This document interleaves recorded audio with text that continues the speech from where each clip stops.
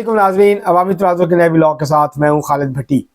आज हम बात करेंगे इंडिया की 5 रियासतों में होने वाले असेंबली इलेक्शंस के हवाले से, उनके नताइज के हवाले से, और वो क्या जो है वो खबर दे रहे हैं 2024 में जो इलेक्शन होने हैं इंडिया के अंदर, क्या उसमें बीजेपी और मोदी जो है उसकी मकबूलियत जो है इन रियासती इलेक्शंस की रोशनी में क्या ये नतीजा अखज़ किया जा सकता है कि कम हुई है, बड़ी है, और क्या अपोजिशन पार्टियां जो इंडिया के नाम से उन्होंने एक इत्तेहाद बनाया, क्या वो बीजेपी और मोदी को शिकस्त दे सकेगा।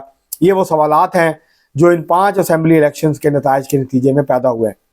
आज हम इसके ऊपर बात करेंगे। इससे पहले कि हम अपने मौजू की तरफ बढ़ें, आपसे गुजारिश है कि अगर आपने हमारा चैनल अवामी तनाज़ुर अभी तक सब्सक्राइब नहीं किया, उसको सब्सक्राइब कर लें।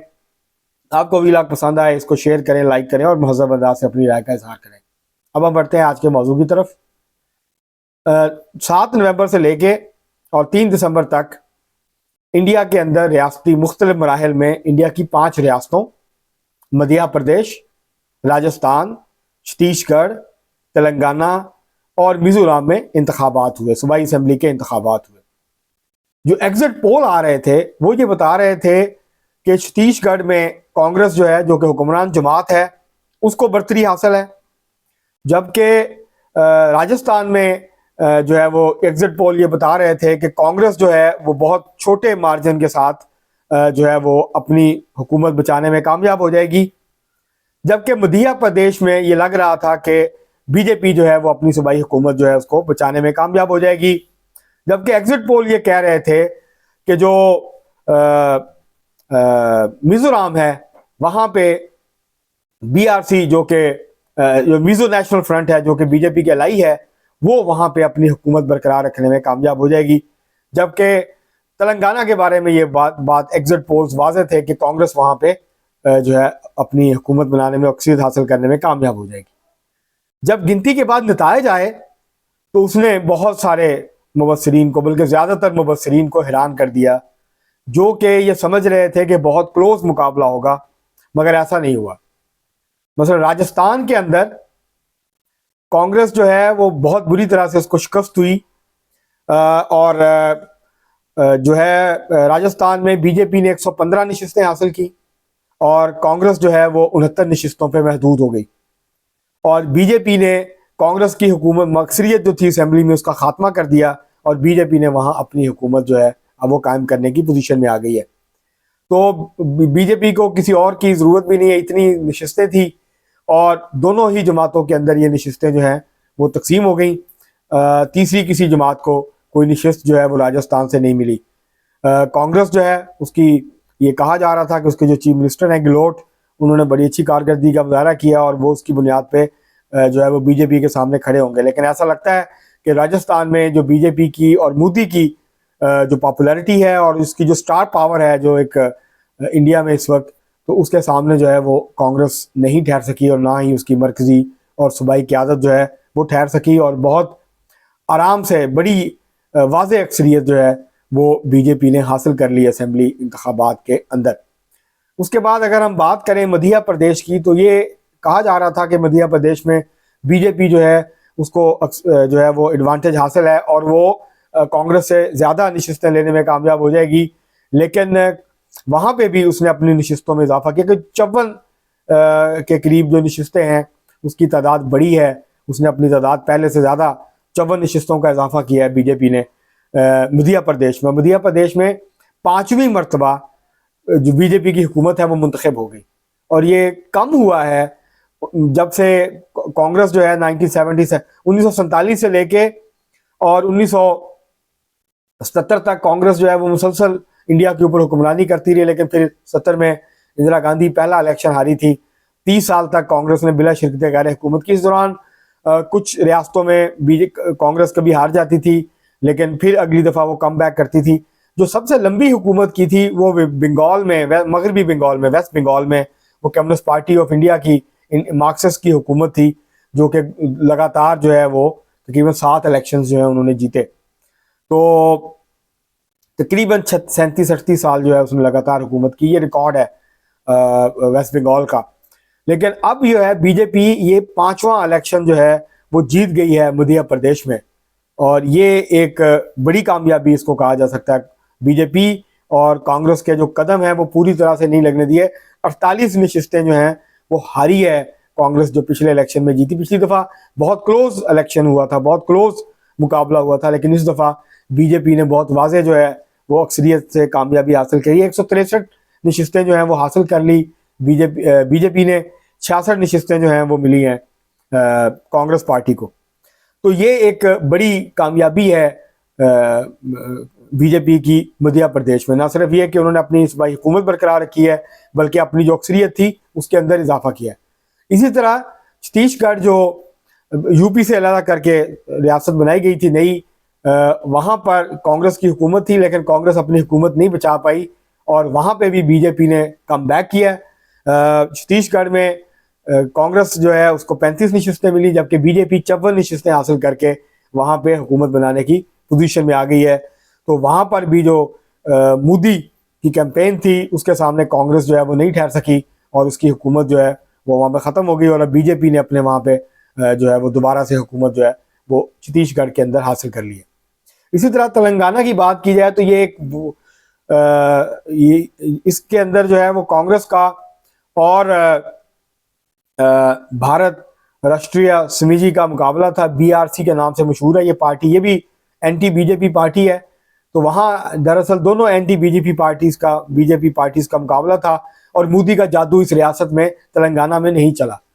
उन्होंने अलबत्ता पिछले इलेक्शन में सिर्फ एक नशिस्त थी सूबाई असेंबली में बीजेपी की, उसके अंदर 7 का इजाफा हुआ, अब 8 नशिस्तें हो गई हैं बीजेपी की तेलंगाना में। लेकिन वो कोई बड़ी जो है ब्रेक थ्रू जो है वो हासिल नहीं कर सके और कांग्रेस पार्टी ने यहाँ पे 64 नशिस्तें हासिल करके वो सूबाई हुकूमत बनाने की पोजीशन में आ गई है। उसने अक्सरियत जो है वो हासिल कर लिया। ये वो वाहिद रियासत है जहाँ कांग्रेस ने बहुत अच्छी कारकर्दगी जो है उसका मुजाहरा किया है और बीजेपी जो है उस तरह से यहाँ पे जादू नहीं चल सका है उसका वज़ीर आज़म मोदी का, और यहाँ पे बीजेपी को शिकस्त हुई है। अलबत्ता उसने अपनी नशिस्तों में इजाफा किया है, जबकि उसकी जो मुकाबला था वो कांग्रेस और बीआरसी का था।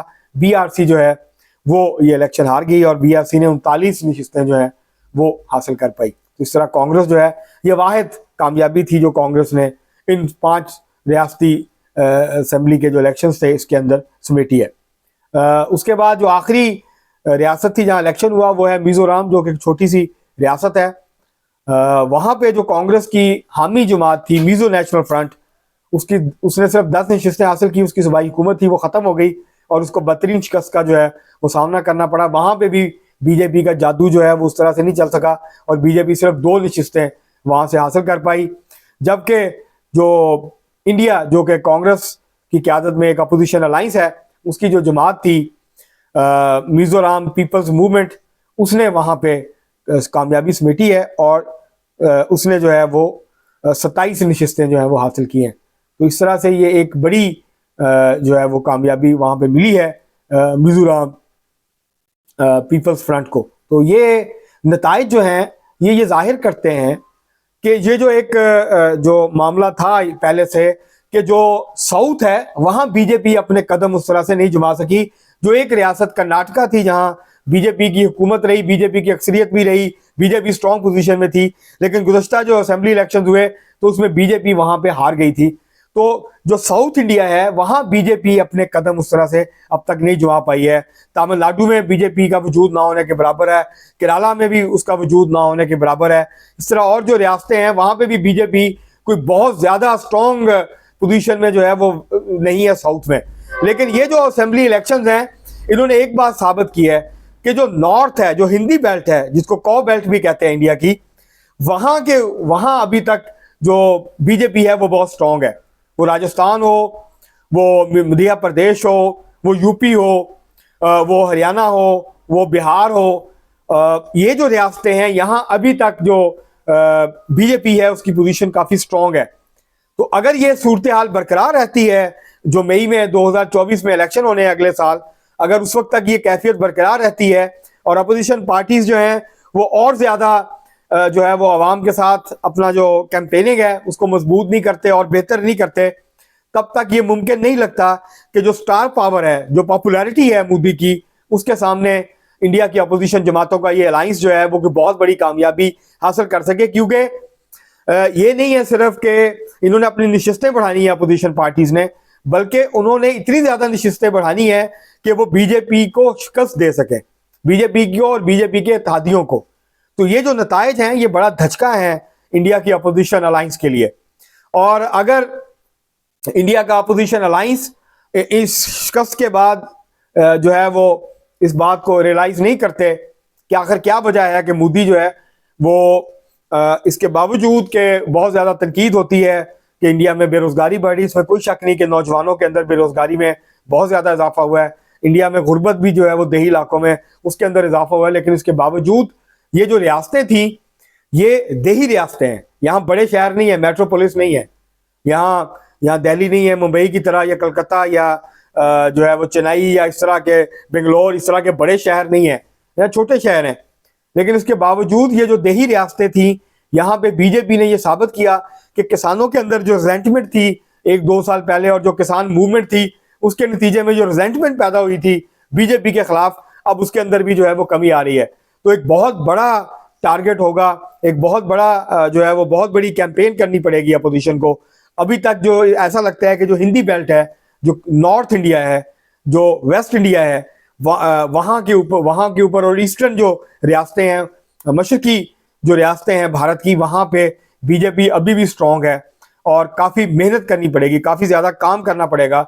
और जो मसला है कांग्रेस का, रीजनल पार्टीज तो फिर जो है वो बेहतर परफॉर्म कर रही है, लेकिन कांग्रेस जो है वो बेहतर परफॉर्म इसलिए नहीं कर पा रही कि कांग्रेस और जो बीजेपी है उसकी इकोनॉमिक पॉलिसी में कुछ ज़्यादा फर्क नहीं है।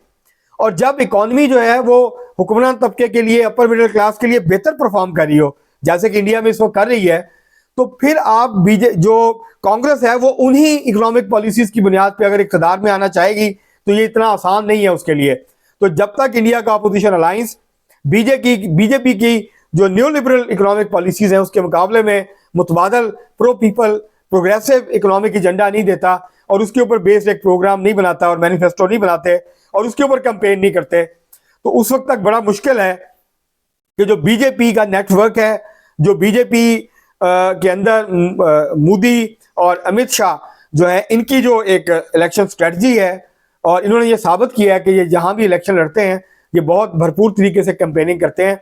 जहां तो रीजनल पार्टीज बहुत स्ट्रांग हैं वहां, और वो ज्यादातर साउथ में है, तो वहां तो बीजेपी की जो जादू है, जो मोदी का जादू है वो नहीं चलता, लेकिन नॉर्थ इंडिया में मोदी का जादू जो है अभी तक सर चढ़ के बोल रहा है। तो ये जो इलेक्शन नताइज हैं ये कोई बहुत अच्छी खबर नहीं है अपोजिशन अलायंस के लिए, और ऐसा लगता है कि कांग्रेस जो है वो मुकम्मल तौर पे अभी तक जो पैदर पे उसको शिकस्त हुई है वो अभी तक उससे मुकम्मल तौर पे बाहर नहीं आ रही। अलबत्ता ये ज़रूर है कि उसका जो वोट बैंक है उसके अंदर जो है वो इजाफा हुआ है कुछ रियासतों में, लेकिन बाकी इंडिया में जो है उस तरीके के साथ उसकी जो पॉपुलैरिटी है उसके अंदर इजाफा नहीं हो रहा।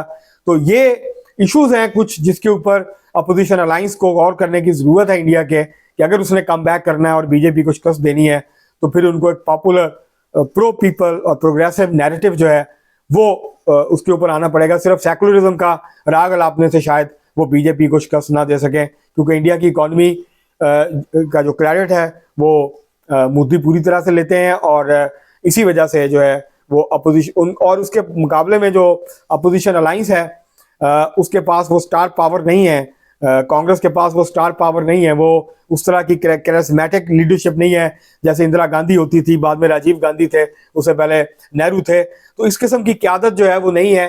तो जो स्ट्रॉन्ग क़यादत की गैर मौजूदगी में बीजेपी जो है वो अभी भी ऐसे लगता है कि इंडिया में एक ऐसी कुव्वत है कि जिसको शिकस्त देना इतना आसान नहीं है। लेकिन तेलंगाना के नताइज ये साबित करते हैं कि वहाँ पे कांग्रेस ने जो कम बैक किया है। तो इस तरह से मुख्तलिफ रियासतें जो हैं वहाँ तो हो सकता है बीजेपी को शिकस्त हो, लेकिन जो बड़ी रियासतें हैं जहाँ सबसे ज़्यादा जो है वो लोकसभा की या उनकी जो पार्लियामेंट है उसकी नशिस्तें हैं, वहाँ पे बीजेपी अभी तक जो है वो अपोजिशन से आगे नजर आती है। आज के लिए इतना ही, बहुत शुक्रिया।